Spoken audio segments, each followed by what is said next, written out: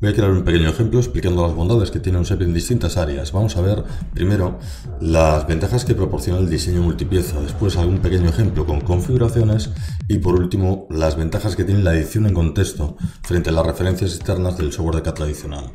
Entonces en este documento tengo una carpeta con diseño multipieza con un par estudio que es el que estamos viendo, en el que tengo 3 componentes creados y más o menos diseñados en la posición de utilización. Entonces, en este caso, estoy diseñando los 3 componentes vinculados, relacionados entre sí. Entonces, aquí lo que voy a hacer es, voy a añadir una relación entre este elemento y este de aquí. Le voy a decir que son tangentes entre sí, con lo cual esto ya me quedará en esa posición. Voy a acotar, aunque ya está completamente definido, para tener aquí ese ángulo de referencia, unos 69 grados, ¿vale?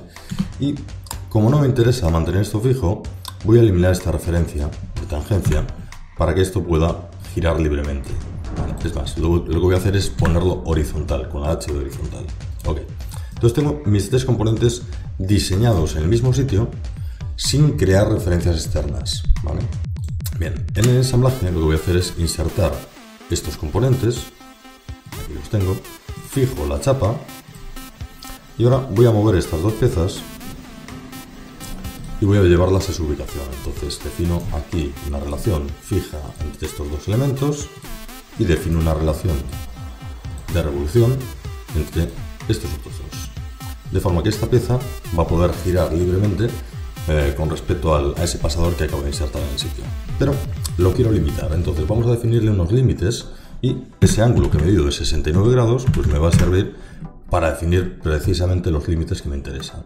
69 a cada lado. Aquí tenemos, ¿vale? Si le doy aquí a animar, por ejemplo,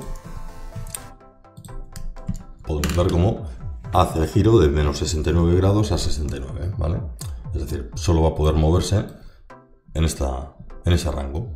Bien, con esto lo que voy a hacer es llevarme ahora a esto, control C, control V, y vamos a llevar esto al otro lado. En este caso, vuelvo a añadir una conexión fija. Este elemento se va a ir al sitio y lógicamente se va a llevar el pasador, la manilla a su sitio. Pero esta manilla sigue con el mismo giro que tenemos aquí. Bueno, pequeño cambio, editamos, giramos y ahora ya lo tenemos ubicado en su posición. Si ahora giro este elemento, veis que ahí lo tengo con esta chapa y las 2 manillas girando libremente solo dentro de ese rango que he definido. ¿Vale? Ok, bien. Esto es muy sencillo de hacer con el diseño multipieza, sin crear referencias externas en los componentes, y esto tiene muchas ventajas a la hora de reutilizar componentes. Sin embargo, hay ocasiones, y vamos a ir a esta otra pestaña, en la que vamos a tener que crear referencias externas entre los elementos. Con este sencillo ejemplo, ahora voy a simular lo que sería el desarrollo de un producto o de un proyecto de forma bastante habitual. Y es que vamos a tener elementos como esta chapa base que vamos a diseñar específicamente para este producto, para este proyecto. En este caso lo he diseñado para estudio de forma independiente. Vamos a tener elementos habituales o frecuentes que utilizamos en varios productos, varios proyectos, como esta manilla. Y vamos a tener también elementos estándar o comerciales, normalizados, como sería este pasador. En este caso me voy a parar antes de hacer el montaje y explicar la parte de edición en contexto o referencias externas. Voy a pararme un momentito a explicar esta parte de las configuraciones. En este pasador lo que he hecho es definir aquí 3, digamos, parámetros distintos para configurar el pasador. En primer lugar voy a poder seleccionar el diámetro, que os puedo cambiar aquí, diámetro 4, diámetro 8, diámetro 10, ¿vale? Lo selecciono a partir de una lista que tengo aquí definida. En función del elemento seleccionado va a asignarle un valor a esta cota que estamos viendo por ahí del diámetro de ese pasador. También va a modificar las dimensiones del chaflán correspondiente. Además de esto he incluido la opción de chaflán, que podemos activar o desactivar para que este pasador tenga chaflán o no. Y por último tenemos esta parte de longitud. En la longitud vamos a poder definirle cualquier valor. Aquí tengo una longitud de 20 milímetros, pero si lo cambio a 30, tengo el pasador de 30. Y si digo que son 23,68, pues tenemos un pasador de 23,68 con o sin chaflán. Bien. Digamos que esto tiene muchísima más potencia que con el software de CAD tradicional, en el que solo tenemos este primer elemento disponible. En Onshape vamos a poder jugar con los 3 elementos, las 3 opciones. listas en el que activamos o desactivamos operaciones, cambiamos parámetros como en estos casos, casillas de selección y también parámetros o variables que podemos configurar, como en este caso la longitud del pasador.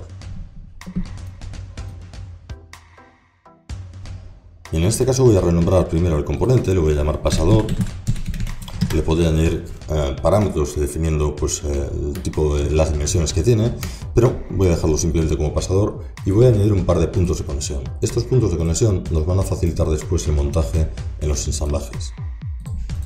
Esto lo hago en este caso al tratarse de un elemento estándar, normalizado, que se supone que vamos a utilizar de forma frecuente, bastante habitual.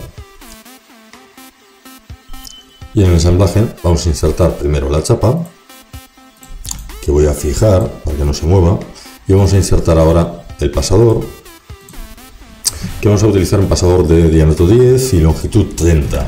En este caso, una de las grandes ventajas de las configuraciones de NoShape es que estas versiones de estos componentes se generan de forma dinámica, se generan al vuelo sobre la marcha. Le vamos a generar y aquí tengo ese pasador definido. Estas conexiones, estos puntos de conexión que he definido me permiten ahora ubicar el componente de forma directa buscando puntos de conexión. Entonces ahí tenemos ya los dos pasadores en su sitio. Hago lo mismo con la manilla, selecciono la manilla, también tiene un punto de conexión, el que vamos a añadir aquí una conexión por ahí y vamos a añadir otra conexión por este lado. En este caso, estas dos últimas conexiones no son conexiones fijas, son conexiones de revolución, entonces simplemente cambiamos esto, una conexión de revolución por allá y ya tenemos ahora el ensamblaje más o menos montado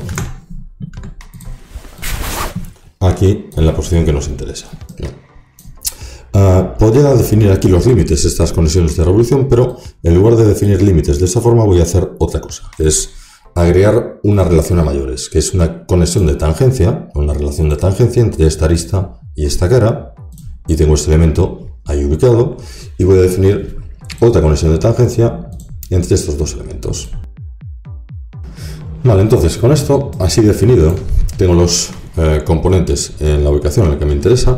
Voy a editar esta chapa porque quiero añadirle un tope físico a las manillas. Entonces edito en contexto esta chapa y lo que hace es llevarme al par estudio en el que está definida esta pieza. Pero estoy viendo ahí semitransparentes los componentes que están en el ensamblaje. Entonces en este par estudio puedo hacer modificaciones, creo un boceto nuevo, defino por aquí por ejemplo una forma tal que así, vamos a poner esta línea vertical, esta línea vertical. Bien. Esto se comporta como un boceto más. En el momento que yo defino, por ejemplo, una relación con uno de los elementos que están en el ensamblaje, le digo, por ejemplo, que estas dos líneas son coincidentes, lo que hace es añadir una referencia externa. Vale. Bien. Puedo terminar el boceto y indicarle por aquí que esto tiene una longitud de 30 y que de aquí a aquí, por ejemplo, tenemos 35 y ya tendría más o menos esa forma ahí definida. Vale, con esto puedo coger ahora este contorno, hacer una operación de extrusión, que vamos a darle aquí 10 milímetros y añadirle un saliente a esta pieza, y lo tendría. Es interesante a los contextos renombrarlos y darles un nombre, pues voy a llamarle tope superior, tope superior. Bien, podría haber hecho lo mismo con este otro elemento, no lo voy a hacer, lo voy a dejar así simplemente, lo voy a hacer después en la parte inferior. Entonces, en este caso, voy a quitar la edición en contexto, ya no me interesa seguir viendo estas manillas, entonces desactivo el contexto, entonces vuelvo a lo que sería un par estudio normal, porque en este caso voy a añadir redondeos y para meter estos redondeos por aquí, pues ese contexto, el estar viendo aquí estas piezas no me aporta nada. Bueno, pues le añado un redondeo por ahí de 10 milímetros para que me quede un poquito más suavizada esa transición. Por ejemplo, dejaría la pieza tal que así. Bien. Si activo el contexto de nuevo, tengo la opción de irme al ensamblaje. Entonces en el ensamblaje, esta pieza ahora ya se ha modificado, con lo cual ya me está mostrando el elemento pues con esos cambios. Bien, podría en este caso suprimir, por ejemplo, estas relaciones de tangencia, llevarme esto para la parte inferior y voy a añadir unas relaciones de tangencia nuevas, por ejemplo, en esta posición. Una por aquí, otra por allá. Y vamos a editar de nuevo en contexto esta pieza, pero para hacer el tope inferior en esta parte. Entonces, en este caso, necesito una nueva edición en contexto, diferente de la anterior, porque la posición de los componentes se ha modificado. De hecho, al modificar la posición de los componentes, me está indicando aquí que esta edición en contexto, ¿ves?, tiene una actualización disponible. Vamos a hacer la pequeña prueba. Voy a suprimir esto un segundo. Voy a girar esto por ahí. Bueno, pues puedo decirle que quiero actualizar el contexto de este elemento de forma totalmente controlada. Yo puedo controlar cuándo se va a actualizar una referencia externa y cuándo no. Le digo que quiero actualizar este elemento y fijaos cómo se ha actualizado esa referencia externa modificándose correspondientemente este elemento. Modifico el giro de esta pieza y vuelvo a actualizar la referencia externa y esto se actualiza de nuevo, ¿vale? Bueno, voy a volver a activar estas conexiones de tangencia. Voy a volver a actualizar este contexto para que me quede con las dimensiones correctas, ¿vale? Y ahora suprimo estas conexiones, activo las de abajo para llevarme estos elementos, perdón, vamos a suprimir un segundito, lo tengo ahí girado, vamos a activarlo ahora. Vale, y voy a crear ahora un segundo contexto. Entonces, en lugar de actualizar el contexto anterior, en el que estas piezas ya no están en la misma posición, lo que voy a hacer es editar de nuevo en un nuevo contexto. Puedo editar en el contexto anterior o puedo crear un contexto nuevo. En el contexto nuevo, estas piezas van a estar en la posición que tengo en el ensamblaje. Bueno, pues haría la misma historia. Vendría por aquí, crear un nuevo boceto, definiría la forma más o menos que me interesa para esta referencia externa, ¿vale? Añado la referencia en sí, defino, por ejemplo, una cota que voy a poner aquí por lo mismo, 30, y vamos a añadir otra cota por aquí. En este caso, pues podría haberlo hecho de otras formas, pero simplemente para que se viera esta opción de generar este ejemplo con dos contextos diferentes. Bien, tengo ya la pieza modificada, podría añadirle el redondeo o puedo modificar aquí las operaciones y añadirlo a la operación de redondeo anterior. Le añado también este redondeo por aquí, ¿vale? Y fijaos que he modificado un poco esto. Creo que esto, en lugar de estar a 30, estaba un poquito más. Le voy a poner igual para que quede un poquito más chulo. A 35 para que nos quede más o menos igual, simétrico, ¿vale? Podría haberlo hecho de otra forma, con una simetría, por ejemplo. Bien, entonces, estando en el contexto, que debería renombrar y llamarle ahora tope inferior, por ejemplo, me da la opción de irme al ensamblaje directamente.